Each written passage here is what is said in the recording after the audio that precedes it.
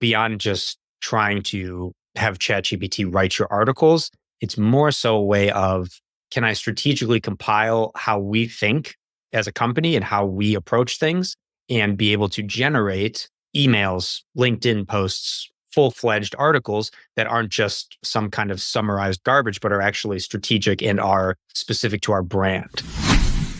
This is the Medical Sales Accelerator podcast, featuring tips from top performers, delivered like a conversation over cocktails. Listen in to glean wisdom from the best of the best and accelerate your results for years to come. Now, here are your hosts, Zed Williamson and Clark Wiederhold.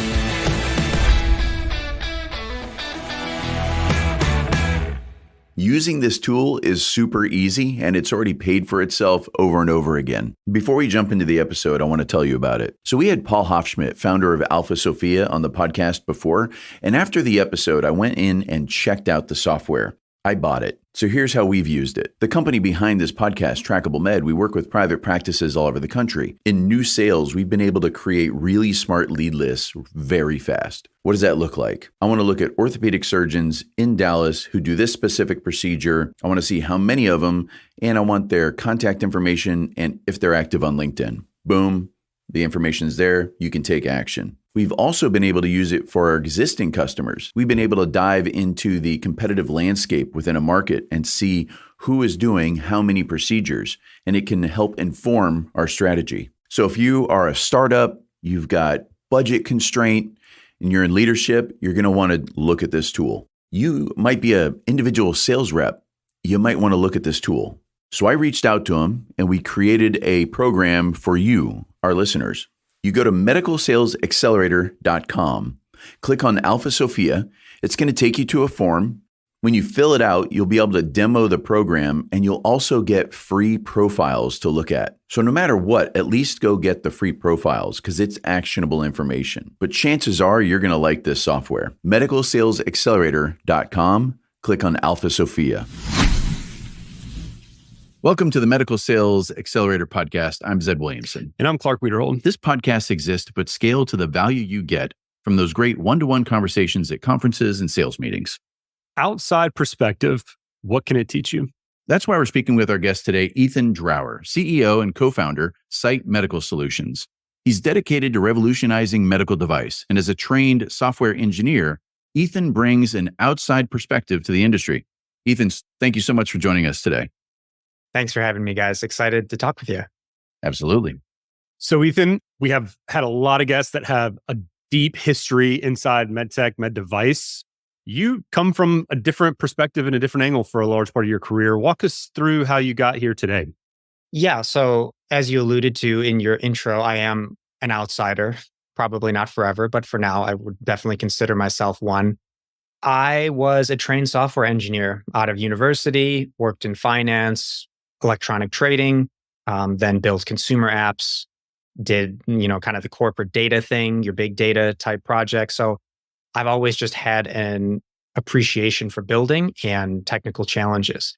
The opportunity into the device world actually came from my father in one of those almost cliche now kind of kitchen table type conversations where he was complaining about regulatory issue that he was having.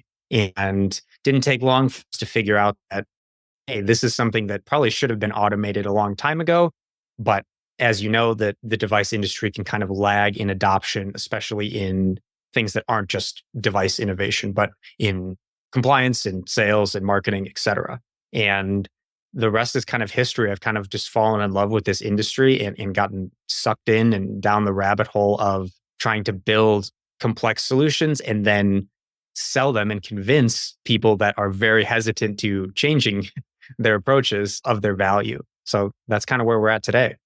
It's interesting because medical device has tremendous innovation around technology related to the products they create for surgeons, physicians, and patients. And what it seems like is you witnessed someone in the industry complaining not about that part, but about the other part, the back of the business, in a way where it just seemed silly to you that this wasn't fixed with technology yet. Is that off base? No, I think that pretty much sums it up. And it's an innovative industry by nature. We have to improve. We have to bring better devices to market, but everything surrounding it is cautious, and rightfully so, because you are dealing with people's lives. So it's a balance, and it's not the Wild West. So it's an interesting kind of dichotomy, I always felt. When you started getting into the industry, when you think about the technology that companies are missing out on, is there anything that jumps to the front of your mind in the standpoint of what they are actually avoiding or not moving towards or not adopting that's truly, it's not just hurting from oh, it wouldn't be better, but that's actually hurting them in a significant fashion? I would say for the larger companies, it would definitely be their approach to compliance, their approach to regulatory, which is naturally how we got into it. And for the smaller companies, I would say that their approach to sales and marketing, both are significant, I don't know what you want to call it, limiters to the potential of their actual products.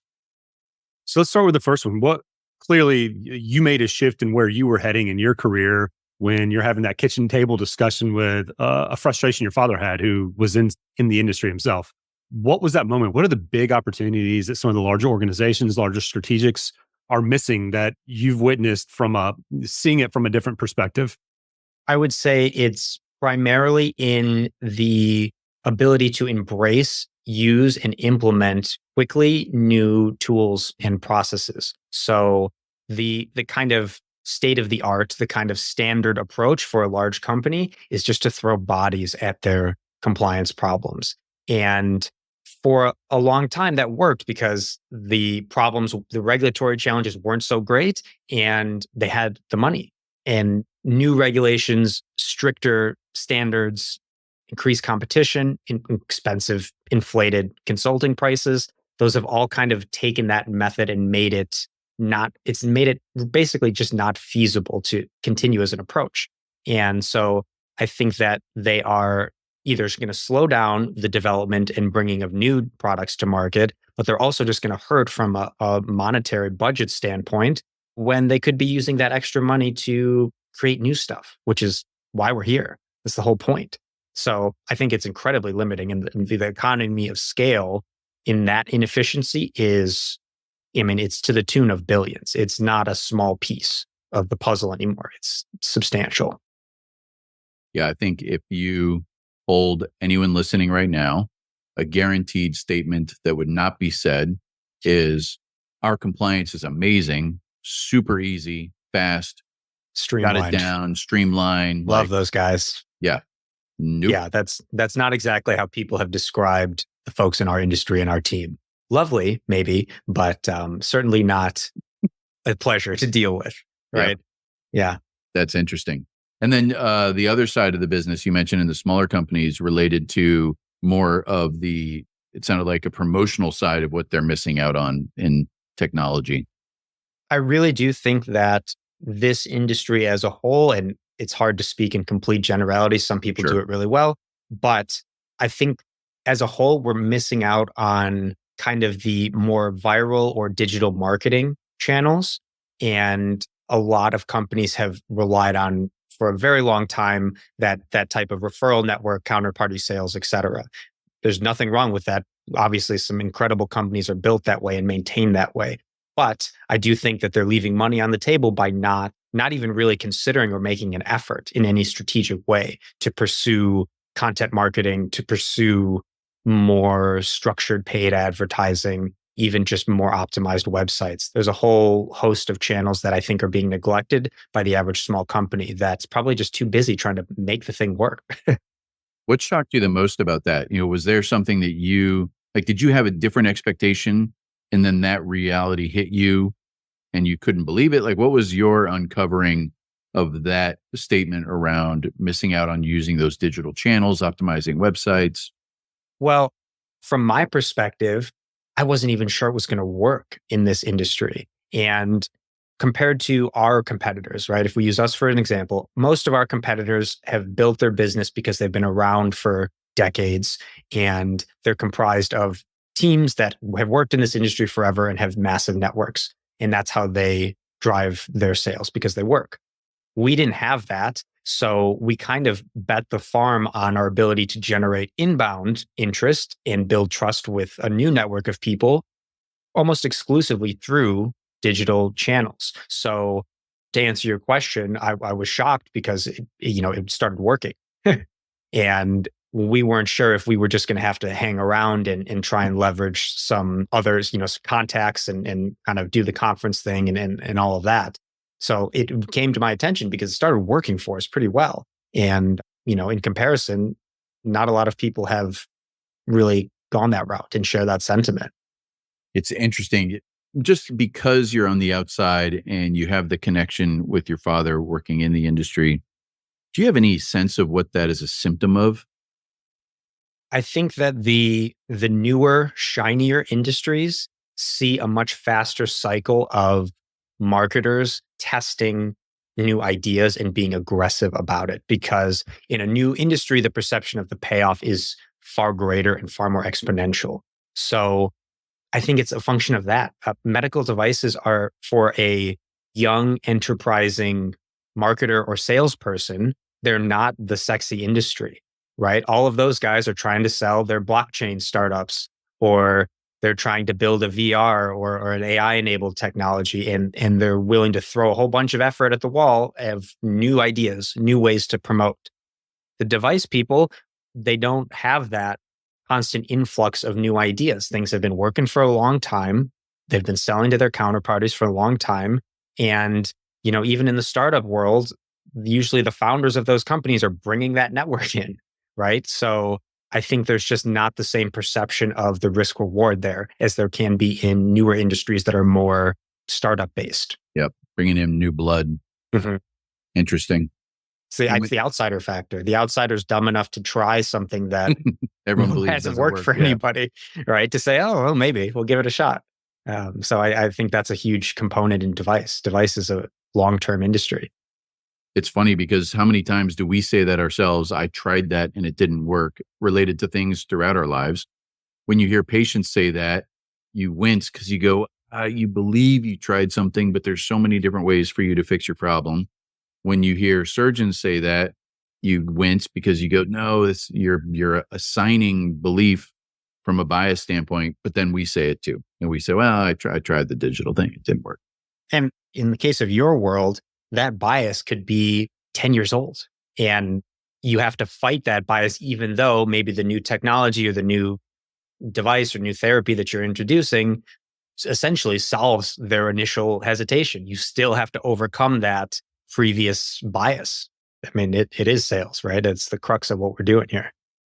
You mentioned AI, and I'm curious from your perspective, like there's a lot of people who kind of have this like AI is new mindset. Like, oh, I think it came out in September that there's AI, because it's been more in front of people. ChatGPT and tools are starting to apply these things. Mm-hmm. From your perspective, coming from the industry you came from, how do you see AI actually impacting the medical device space in a real world, not sci-fi, but real world way? Well, I think you're right. It's certainly not new. And we've been working with companies for quite a while that have been building machine learning based software products, right, for medical devices. So it's been around a long time. Machine learning is not new. This big leap has been in making it accessible to the layman. And I think that's where the opportunity lies in the related parts of medical devices. So obviously there's an opportunity in creation of new software products, new ways of identifying research or scanning x-rays and that kind of stuff. But I think more pertinent to our worlds, there are extreme applications in being able to improve your effectiveness as a marketer and as a salesman at connecting with your audience. And that's pretty high in the sky in terms of your general scope. But I do think that there's many practical ways to leverage these language models to sell more effectively and to do a lot of your work, even just as a salesperson. I mean, we use it to generate, scopes, custom scopes for people as one example. And instead of being able to do one an hour, I can do 20. So there's economies of scale if you drill into specific applications that I think can be pretty significant for people on the sales side of the house. I don't know how much you want to drill into it, but that's kind of the high level. No, it makes sense. Where we're people heavy and not necessarily for any reason besides that's the only way we've done it, there's probably a lot of opportunity to create those efficiencies using AI tools. Yeah. And I mean, where we sit in the compliance world, it's all data. So there's obviously massive time saving type activities that can be done when you're conducting research, when you're compiling research, et cetera. But on the marketing side, beyond just trying to have ChatGPT write your articles, it's more so a way of, can I strategically compile how we think and just as a company and how we approach things and be able to generate emails, LinkedIn posts, full-fledged articles that aren't just some kind of summarized garbage, but are actually strategic and are specific to our brand. And I think that's where the juice is. If you can take everything you've written, if you guys could take every gem that you've put on this podcast and you could turn it into a model that produced content based on what you've discovered, that's insanely powerful. And the sky's the kind of the limit if you are able to do that. It's funny because the garbage summary stuff, you already see it a lot. And people hate it already. Oh my gosh. You don't need to be a genius to see that general language. Well, now it's just produced faster. So you've got a lot more. And it's accessible to more people who have crap content coming out. So you've got a lot of inauthentic feeling, supposed to be super sophisticated and strategic content flying at people. And a lot of it's just not good, but it's at a higher level of amount. Right. Yeah. Yes. It makes the truer voices cut through even better. So I kind of see it as an advantage for how we do it, because we're happy to leverage a language model like ChatGPT to help write an article, but it's not doing the writing for us. We're providing it the blocks and we're using it to edit quickly or reorganize quickly. And that's the brunt of time in writing. I mean, if you guys have written long form stuff, like I've seen on your site, it's the editing that's the hard part. Yeah. Right. Or the time consuming part. The having the idea, having the knowledge, transferring your experience is only the initial seed, but the rest of it's editing and presentation. Let the machines do it. If they can do a better job, let them. Yep. I would have written you a shorter letter, but I didn't have enough time. Exactly. Yeah. It's interesting.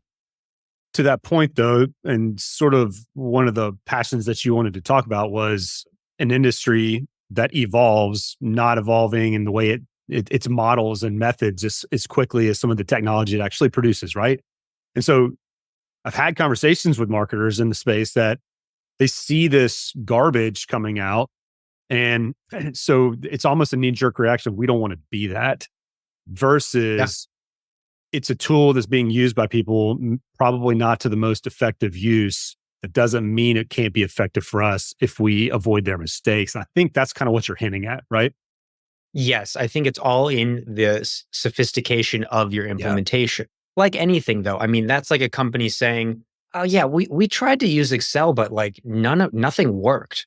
You know, we didn't really take the time to learn how to use it properly. But like we put stuff in a spreadsheet, it didn't work. So we're just going to stick with our paper calculations, right? It's like absurd.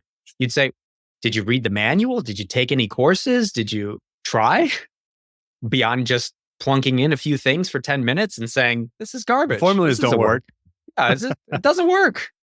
I think there's a lot of that going on in AI. And to bring it back to what we were talking about, there's going to be a lot of that bias of, okay, well, you can't trust it. You know, we have a software product that we sell and license commercially to device companies and compliance consultants. And we rolled out AI like years ago, and I had to take it away. I had to turn it off because nobody trusted it and nobody wanted to they didn't even want to hear it. They were like, we can't validate this. Goodbye. And I was like, well, you can if no, goodbye. So we actually had that and we took it out of the platform to make it easier to sell to people, which is absurd. Interesting. Yeah. And now it's probably changing, right? It's like the sentence sounded like, are you using AI? Compared to now, it's like, hey, are you using AI? Now it's the opposite. Fun, right? Exactly. They want you to tell them that you're using AI, but they don't actually care about how it's being used or why. It's just now it needs to be a component because apparently it's efficient, It's like right? And lasers with surgery. Oh, they got right, a laser? cool, but not going to ask you how it works or what it does or why it helps you. It's definitely flipped. I think that's for the better, but it brings with it its own set of challenges of you still have to educate your prospect, or your customer, really. It's funny thinking about your Excel comment. It's so you hand a hammer to a carpenter and you hand a hammer to a 3-year-old, you get different outcomes. It's the same tool, right? Yep. And One's it's an so funny. artist, and Yeah. yeah, Sometimes it's funny how we don't see that in our own decision making. Where if I said those words to somebody, they would understand that immediately, and then just as immediately make a decision that represents that same understanding in the opposite direction because it's tied to something else. yes, that is interesting. So, and in your guys' world, what's a good example of that? In terms of what you see every day, right? In my world, it's pretty clear cut in terms of pushing a new tech on a customer. But from your side, do you guys see any kind of repeating patterns with that? I don't know what you want to call it, like a behavior model. Yeah, it's interesting because bias is related differently to different people in different situations. But if we take it from the patient standpoint, our brain is designed to keep us alive right now. It doesn't actually know about tomorrow. So it'll make Right. now decisions that actually could hurt us tomorrow because it's doing its best for right now. And that creates bias and heuristics. And if that person is in pain, under stress, maybe not sleeping very well, maybe not eating very well, then those behaviors take even more control. And so what we see over and over again is patients avoiding seeking treatment because they have decided that they are the way they are and there is no change. There is no change possible.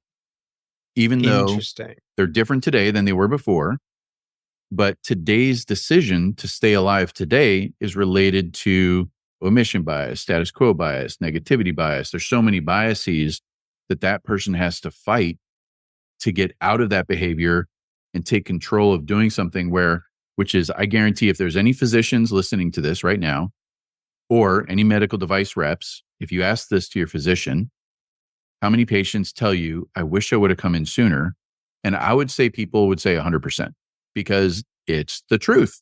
But our brains, which are super awesome at keeping us alive today, aren't very good at projecting the correct behavior for a better tomorrow. The silent masses kind of sit out of ignorance or fear, basically. And your job is to bridge that gap as effectively as possible, right? Yeah, to me, I view it as shaking them awake. I mean, really, the foundation of this company is helping people realize they don't have to live that way. And you have to shake them awake. And from your perspective, is the best way to do that? Is that the outrageous show-stopping claim of that's more visceral? Or is it an accumulation of small baby steps of, hey, you're this type of person. You think about this. You've checked out this research here. So then you ultimately could arrive there. Like, where are you guys seeing Mhm. what's the strategy? I want silent head nods that fade into life-changing decision. So it's Mhm. kind of in between both of what you said. The reason being is I want silent head nods that they know I understand where they are. So you've heard knee replacement is painful. You know you need it, but you're thinking, well, maybe I can put it off another 5 years. You've talked to patients who've had recovery from hip replacements, shoulder replacements, knee replacements, and all they talk about is the pain and the time. And you're looking at the next 3 months in your life and you're thinking to yourself, how can I take time away from my job or my family or this, that, and the other? That's how you start getting someone to nod their head going, gosh, they understand where I am. Yes. It's, we kind of refer to it as getting shoulder to shoulder with someone as opposed to across the table. You're building a rapport through a deep understanding, and only then can you propose an alternative. Yeah, Mhm. I mean, it's classic trust building, right? Yep. Yeah, that makes sense to me. What have you found is the most effective way for you to drive, here's a new business created by someone outside of the industry. What's been the most effective thing or most surprising thing to you? Maybe it's not the most effective, but what surprised you the most about driving new client sales for your organization? I would say being able to concisely communicate our competence. That's kind of an odd alliteration. Concisely communicate your competence. We're going to workshop that one before we put it on the landing page. I think that's really what it comes down to. And for some people, that's a long-term branding play. For other people, it's case studies and being very precise with our marketing in terms of how we describe what's worked for us and how much it's worked. So once we started being able to say, listen, we're not going to pitch you on this, but we've been doing this for a couple years. We've had 100% success rate on this type of project. So if you're interested in that kind of track record and in our kind of guarantee, give us a call. And being able to have the oomph behind saying that of like, yeah, we guarantee these types of reports because we've done it. I think that changes the conversation from, hey, we offer this, this, and this. Do you want to buy some of it? Yeah, here's our menu. Yeah. Exactly. So if we say, look, we're having success here and here, this is kind of what we love doing. We talk about it all day. We write about it all day. Let us know if you have a problem. We're happy to take a look at it. That has changed the conversation. And to your point, I think that it also demonstrates what's super important in our world, which is the empathy to the specific problem, right? We know you've been burned before. We know people have promised you things and they were lying about what they could deliver. And so how can you bridge that gap of, like you said, shoulder to shoulder? We've been here. We've seen success. Do you want to come along with us? You mentioned empathy. It's worth pointing out that kind of gets bastardized a lot. The understanding of what empathy is super trendy over the last couple of years. I've heard empathy more in the last 12 months than I probably did the first 30 years of my life. But I've had the fortune to do quite a bit of reading on some empathy-based tactics and strategies over the last several years. And so I've grown to appreciate the difference between empathy and sympathy. And a lot of people think very much more sympathetic when they think about empathy. And they kind of get those things twisted a little bit. It's not a feeling for somebody or somebody's situation. It's really understanding. And those are words we use to try to articulate what somebody needs to feel. They want to feel heard and understood. And when they feel heard and understood and there's emotional driver to their decision, they'll change. And that's what you're talking about. But I love that you're talking about it. But so many people really get twisted on the sympathy side of what they think empathy is. So I just wanted to point that out because I used to as well for the longest time, kind of get those two mixed up. I think that's a great point because there is a distinction. And what I think you're hitting on, and I 100% agree with it, is that I think empathy is actually it's a process. It's something that's done. It's not something that's said. And obviously you're still speaking to a prospect, you're speaking to a patient, et cetera. You're communicating, but the empathy is listening and understanding and caring. And the other side of that coin, the distortion now is people are saying, I empathize with you because I know about your problem. And somebody that truly did understand, they're not going to say that. Yeah. They're going to say, well, listen, when it gets cold and your implant really hurts, people have told me that they've considered moving to get out of the cold weather or something like that, right? And that's actual empathy because you cared enough and listened to people before me, and now you're sharing that information with me. So you're not just saying, oh, poor you, we know it sucks, this makes it better. Yep. We're saying, we care about you, and you're doing it through your actions, through reflecting, really. What is something, if you think about your perfect potential customer, what is the number one thing that they are frustrated with today that you would help them solve? A lot of our customers, they're kind of in between a rock and a hard place in the sense of the new regulations, especially in Europe, are tough. They take time, they take resources, they take effort. And at the same time, their management of their companies, whether even a small company, big company, is trying to chop costs and reduce their resources available to them. So we have very earnest, very smart, very dedicated people with completely insurmountable challenges in terms of what to deliver. And so those are the people we find that are most open to a new way of doing things because they've already kind of hit the wall and they've looked at they've done the math and said, even if I had 100 people, which I can't hire, we're not going to get this done in 12 months. Yep. Yeah. So our perfect person is somebody that's kind of made it through that and is feeling the pressure and thus is motivated to try a new approach that can actually deliver what they need. Yep. They got 100 miles to go and they got 80 miles of gas. Yeah. I always joke and say that by the time you're talking to us, you're usually pretty desperate, but it's true in the sense of we don't get a lot of preventative people. We don't get a lot of people that say, well, I have a huge staff and it's kind of working, but I'm looking to do something good. We're getting people that are buried and we really feel for them. That's why we kind of have tried to be an operationally efficient company because it's really amazing what the people in our space are willing to go through and how dedicated they are. Because if I was in their shoes, I probably would quit. I would leave and I would say, this is unfair how you're treating me and the expectations you're putting on me. And you either need to pay me more or I'm Give gone. me more resources. Yep. Something's got to give. Ethan, there may be people listening who know people that are in that level of frustration. So I really appreciate you taking the time and spending it with us today. Really interesting topics. I'm a big believer in the idea that there's so much innovation in technology and medical device, but a lot of times we come to market in a horse-drawn carriage. So the topic is near and dear to my heart. What we'll do, if you don't mind, is we'll put your LinkedIn connection on the show notes. So if anybody wants to reach out to you and find out more, they can do so. Sure. And keep it simple. Yep, absolutely. I really appreciate you joining us today. Yeah, thanks so much, guys. I really enjoyed it. You gave me a lot to think about after. Awesome. So listeners, go to medicalsalesaccelerator.com. When you're there, you'll see all the opportunities for driving demand for your technology with potential surgeons, physicians, and patients. And you can also check out the podcast link and see previous episodes and request topics for us to cover in the future. If you found value in today's episode, do a few things for me. Leave us some stars. We love the 5 stars. Drop a review so people can see what you thought about the content.